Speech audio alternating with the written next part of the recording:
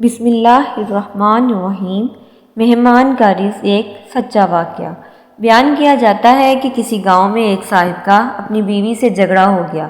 ابھی جھگڑا ختم نہیں ہوا تھا کہ اسی اثناء میں ان کے گھر مہمان آ گیا۔ خاوند نے اسے اپنی بیٹھک میں بٹھا دیا اور بیوی سے کہا کہ فلاں رشتہ دار مہمان آیا ہے، اس کے لیے کھانا بنا لو۔ وہ غصے میں تھی، کہنے لگی نہ تمہارے لیے کھانا ہے نہ تمہارے مہمان کے لیے۔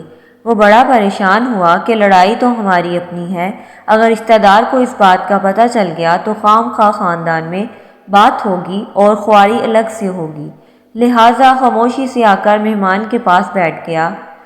اتنے میں اسے خیال آیا کہ چلو بیوی اگر روٹی نہیں پکاتی تو سامنے والے ہمارے ہمسائے بہت ہی اچھے لوگ ہیں، میں انہیں ایک مہمان کا کھانا پکانے کے لیے کہہ دیتا ہوں۔ چنانچہ وہ ان کے پاس گیا اور کہنے لگا کہ بیوی کی طبیعت آج کچھ خراب ہے، لہٰذا آپ ہمارے لیے کھانے کا انتظام کر دیں۔ انہوں نے کہا ٹھیک ہے۔ وہ مطمئن ہو کر مہمان کے پاس آ کر بیٹھ گیا کہ مہمان کو کم از کم کھانا تو مل جائے گا، جس سے میری عزت بھی بچ جائے گی۔ تھوڑی دیر کے بعد مہمان نے کہا کہ ذرا ٹھنڈا پانی تو لا دیجیے۔ وہ اٹھا کہ گھڑے کا ٹھنڈا پانی لاتا ہوں۔ اندر گیا تو دیکھا کہ بیوی تو زاروں قطار رو رہی ہے۔ وہ بڑا حیران ہوا اور کہنے لگا کیا بات ہے؟ اس نے پہلے سے بھی زیادہ رونا شروع کر دیا۔ کہنے لگی بس مجھے معاف کر دیں۔ اس کے خاوند نے کہا کہ بتاؤ تو صحیح، آخر تمہارے رونے کی وجہ کیا ہے؟ تم ایسے کیوں رو رہی ہو؟ بیوی نے کہا پہلے مجھے معاف کر دیں، پھر میں آپ کو اپنی بات سناؤں گی۔ خیر، اس نے کہہ دیا کہ جو لڑائی جھگڑا ہوا میں نے وہ دل سے نکال دیا اور تمہیں معاف کر دیا۔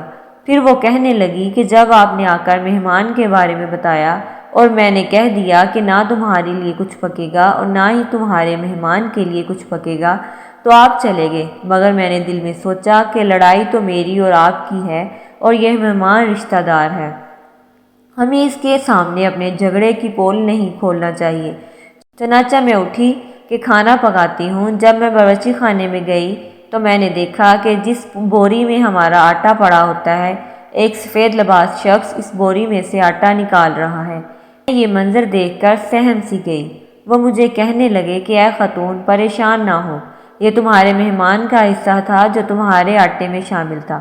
اب چونکہ یہ ہمسائے کے گھر میں پکنا ہے، اس لیے وہی آٹا لینے کے لیے میں یہاں آیا ہوں۔ اس واقعے سے ثابت ہوتا ہے کہ مہمان بعد میں آتا ہے، جبکہ اللہ اس کا رزق پہلے بھیج دیتا ہے۔